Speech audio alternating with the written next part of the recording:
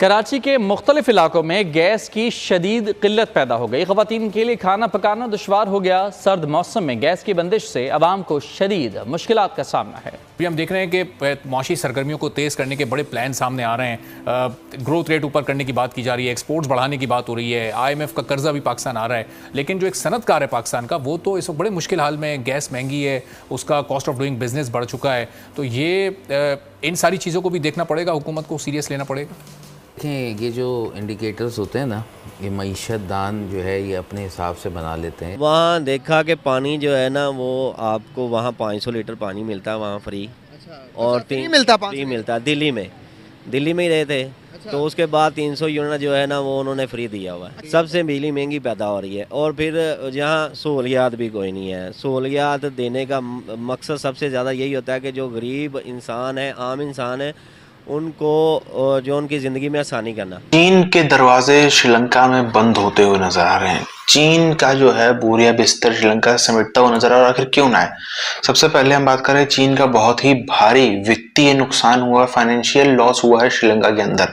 इतने ज्यादा खर्चे करना, सब कुछ करना, उनको एक चीज तो पता थी कि श्रीलंका कर्जा चुका तो पाएगा नहीं, इनको में कर्जे के जाल में ही फंसाना, इसीलिए कर्जा दिया था। ये तो पता था कि भाई वापस तो मिलना नहीं है, तो वो डूब गया। पैसा डूब इसलिए गया क्योंकि वहां पे पहले तो सत्ता का परिवर्तन होता है। सत्ता परिवर्तन के बाद सबसे बड़ी चीज है, पब्लिक पूरी तरीके से श्रीलंका की खिलाफ हो चुकी है। चाइना के पब्लिक में एक एक बच्चे को पता चल चुका है कि जो इकोनॉमिक क्राइसिस है, जो देश में समस्याएं हैं, वो चाइना की वजह से। जब देश में भुखमरी आती है, जब देश में अलग अलग चीजों की कमी पड़ती है, जब हमको वैक्सीन की जरूरत पड़ती है, तब हमको भारत साथ में खड़ा हुआ नजर आता है।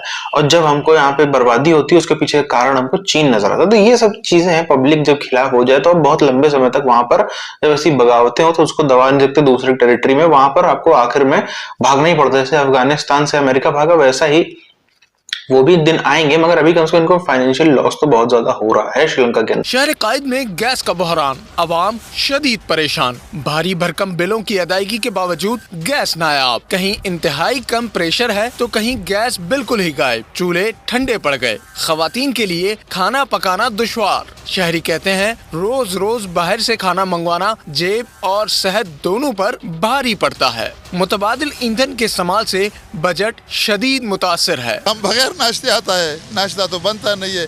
नाश्ता जो तैयार कर रहे आज बीच में गैस चला जाता है, कभी आता है नहीं है। गैस के प्रॉब्लम बहुत आ रहे हैं आजकल, बहुत परेशान हैं हम, खसूसन जो नीचे वाला तबका है बहुत परेशान है। सुबह उठते हैं, सुबह ड्यूटी की जाने के लिए, काम धंधे के जाने के लिए, तो गैस नहीं है, बड़े परेशानी का सामना है। गैस की अदम दस्तयाबी से गीजर और हीटर भी बेकार होकर रह गए हैं। जो सिस्टम है वो बिल्कुल डिफरेंट है। कारोबारी बरादरी को आप रिलैक्सेशन दें, उनको आप एडवांटेजेस दें, उनको आप बताएं कि जी 20% से ज़्यादा, 22% से ज़्यादा, 24% से ज़्यादा, 60% से ज़्यादा आपको आपकी प्रॉफिट मिलेगा। ऐसी ऐसी पॉलिसीज़ लाके दें, ठीक है। गवर्नमेंट का काम ये तो नहीं था कि गवर्नमेंट जो है वो पोल्ट्री स्टेट जो है वो ख़ुद बनाना शुरू कर दे। 30 साल ज़मीनों से वो लोगों ने एग्रीकल्चर किया और अब तो बहुत आसान है कि बिजली भी नहीं तो सोलर के ज़रिए आप वो एग्रीकल्चर कर सकते हैं। आप मज़दूर मेहनत कश किसान को पकड़ें और उसको दें, वो 10 आदमियों को मुलाजिम भी रख लेगा। इसी तरीके से कॉटेज इंडस्ट्री को ले लें आप। कॉटेज इंडस्ट्री जो है वो 2 कमरों के मकान पर बनी होती है, ठीक है ना। बात ये, हम सिक इंडस्ट्री से बात नहीं करते, हम ओवरऑल मईशत पे बात कर रहे होते हैं। हमारे हमेशा उल्टा पड़ता है हमारे यहाँ, ठीक है। आप बैंक का सूद बढ़ाते हैं, लोग अपना पैसा उठा के बैंकों में रख देते हैं और मार्केट में पैसा नहीं निकालते, जिसकी सूरत के अंदर आपकी मार्केट के अंदर लिक्विडिटी की प्रॉब्लम हो जाती है, नंबर 1। यानी इसका मतलब ये है कि वेस्टर्न ममालिक के और हमारा यहाँ नहीं है कि आपके पास 3-3.5 लाख रुपए आया, 4 लाख रुपया आपने जाके कागजी रक्षा जो है ना उठा लिया जाके। ना आपके पास लाइसेंस है, ना आपके पास रूट परमिट है, ना आपके पास सर्टिफिकेट है। कोई ऐसी वाज़ह पॉलिसी नहीं है। आपने उसको रोड पे ले आया और रोड पे चलाना शुरू कर दिया। और वो रक्षा भी वही है कि जो रक्षा 2 साल 3 साल चलने के बाद वो रक्षा जो है ना पूरा हो जाता है। वहाँ मैंने एक आदमी से बात की, जब मैंने बताया ना रक्षा वाले के पास बैठा, तो मैंने उनको कहा भैया आप कितनी देर से रक्षा चला रहे? कहता भैया मैं तो 20 साल से रक्षा चला रहा हूँ। वो उनका रक्षा जो है ना वो पायदार है। वो चीज़ पायदार बना के देते हैं। वो इसलिए पायदार बना के देते हैं कि यार वो एक जो गरीब बंदा है, जो एक आम शख्स है, वो अगर कोई चीज़ ख़रीद रहा है तो वो खरीद वैल्यू टू लाइफ वैल्यू हो उसको पायदार मिले। ये नहीं है कि जो है ना आप लेके आए और आप जो है ना बनाने वाले को भी बददुआएं दें और जो है वो जो बेचने वाले को भी बददुआएं दें। यहाँ ये सबसे बड़ी ज़्यादती ये है कि आपका रक्षा यूनियन जो है लेकिन रक्षा यूनियन ने जो है ना प्री प्लान आज तक मीटर पे उनकी जो है ना उनको लाने नहीं दिया गया कि किलोमीटर तक जो है ना किराया तयन नहीं हुआ। आज इतना पेट्रोल महंगा है, यकीन करें यहाँ से मैं माल रोड पे खड़ा हूँ, मैं माल रोड से उसको कहता हूँ मैंने पंजाब असम्बली जाना, तो वो कहते हैं 200 रुपया दे दो। जब मैं आपको ये बता रहा हूँ कि जब मैं पहली बार वहाँ गया था तो मैंने जब देखा कि वहाँ कम से कम 40 से 50 मुल्क इलाज करवाने आ रहे हैं, तो मैंने देख के जो है ना मुझे बड़ी हैरानगी हुई कि यार देखो हम कहाँ खड़े हैं और वो ये कहाँ खड़े हैं। हमें दीन हमारा इस्लाम ये बताता है कि यार हम लोगों की इंसानियत के काम आए। यहाँ इंसानियत के काम आने की बजाय इंसानियत के रास्ते में रोड़े अटकाए जाते हैं। जब मैं 2015-16 में मैंने वहाँ अंडा ख़रीदा 5 रुपये का, और 5 रुपये का अंडा खरीदा, 5 रुपये का अंडा, 5 रुपये का अंडा, और वहाँ आटा 30 रुपये का है, 30 रुपये किलो, 25 रुपये केजी। हाँ, तो वहाँ जो है आज भी वही रेट है। एक अंडे का रेट आज भी वहीं जो है, यहाँ पर अंडा के कितने का रेट 35 रुपये हो गया है। और यहाँ पर गाइस 35 रुपये का केजी अंडा।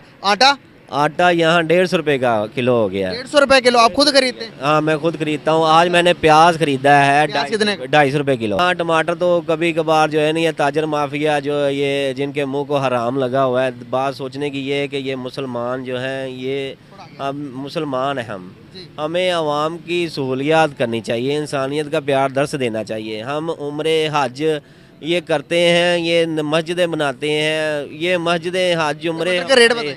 टमाटर का रेट यहाँ जो है आज 100 रुपये 150 रुपये किलो है।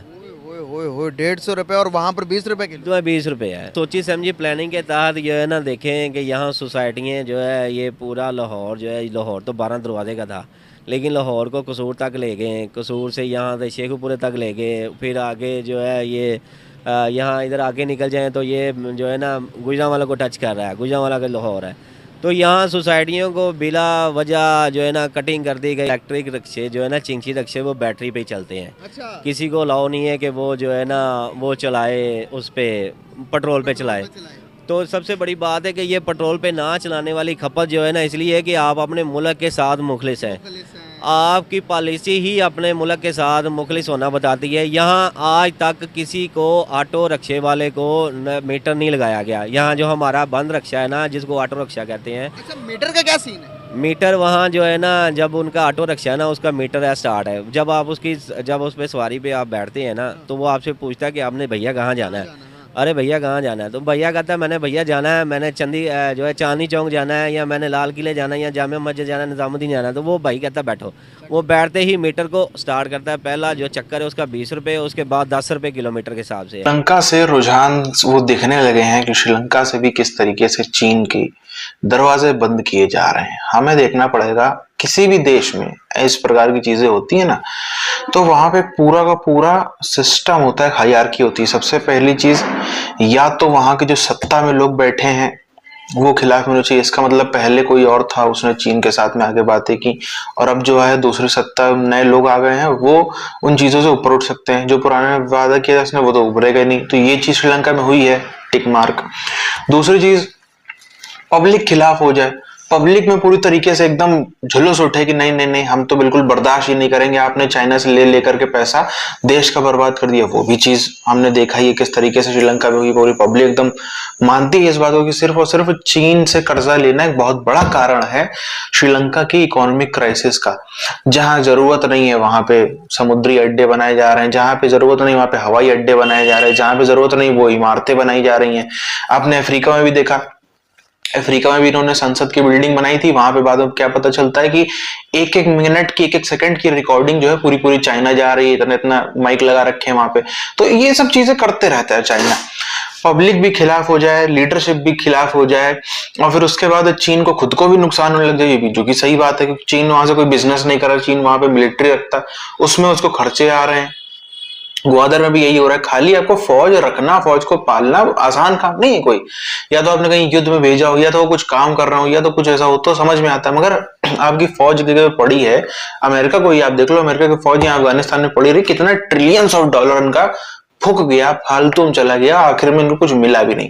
वही हालत वहां पे चीन की भी होती जा रही। तो कई सारे कारण, और श्रीलंका का पहले भी एक स्टैंड रहा है कि हमारी जो भी पॉलिसी है वो इंडिया के हिसाब से तय होंगी, बाकी हम जो है वो थोड़ा बहुत रिश्ता चाइना के साथ में रखेंगे, चाइना के साथ में हमारा जो है वो अपना लेन देन करते रहेंगे। अब उस पे भी सवालों निशान उठने लगे हैं श्रीलंका